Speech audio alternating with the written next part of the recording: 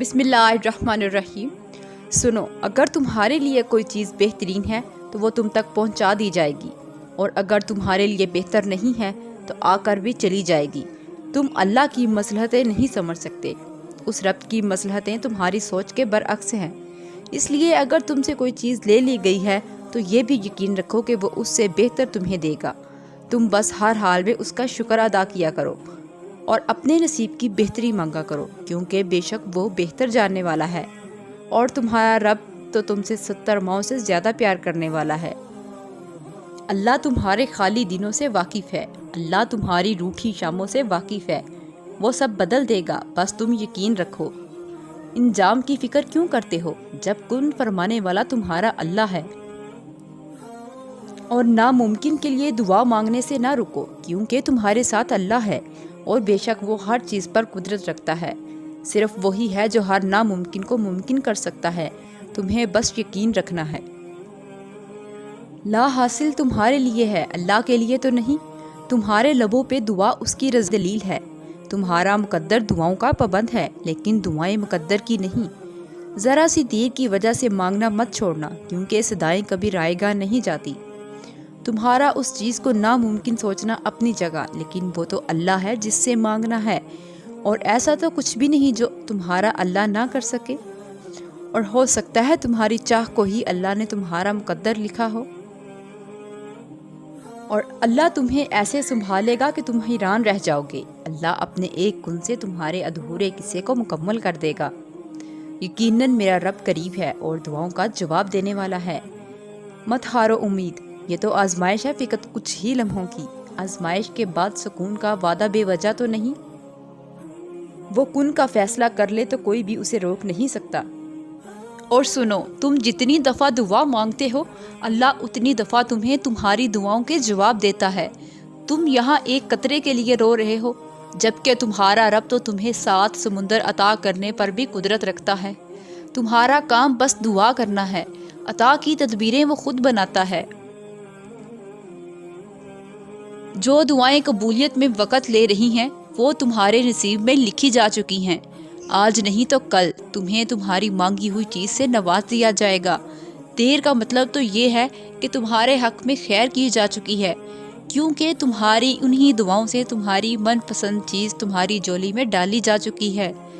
اگر اللہ نے تمہیں وہاں سے نہیں دیا جہاں سے تمہیں امید تھی، تو یقین رکھو وہ وہاں سے عطا کرے گا جہاں سے تمہیں گمان بھی نہیں ہوگا۔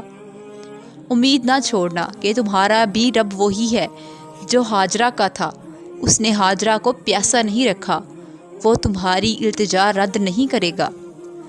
اللہ کی طاقتوں کو کبھی کم مت سمجھو، اگر مہینوں کو سالوں میں بدل سکتا ہے تو وہ قبولیت کی لمبی مسافتوں کو لمحوں میں بھی بدل سکتا ہے۔ اس لیے اللہ کے فیصلوں پر یقین رکھا کریں، کیونکہ جو آپ کے ساتھ ہو رہا ہے نا، اللہ اس سے واقف ہے، وہ اللہ کے حکم سے ہی ہو رہا ہے۔ اور یقین کریں وہ آپ کو جہاں بھی لے جا رہا ہے نا، آپ کے لیے اسی ہی میں خیر ہے، اور یہ بات آپ کو کافی سفر مکمل کرنے کے بعد پتہ چلے گی۔